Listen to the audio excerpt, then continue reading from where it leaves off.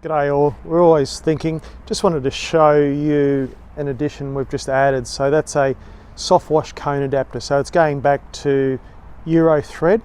We'll screw on to any water-fed pole. So if you need to get your SoftWash solution at height and limit that overspray, it's going to be a good little add-on to add to your toolbox of tricks and bits and pieces.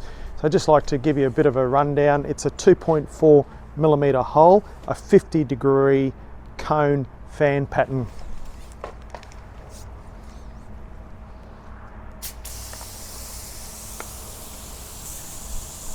You can see there the dispersal rate is going to be quite good, and if we get that up quite close, you're going to get great coverage, and your only limit is going to be the height of your water-fed pole. So we've got this hooked up today to a ionic hydra, and those sizes come in everything from 17 foot all the way up to 65 foot.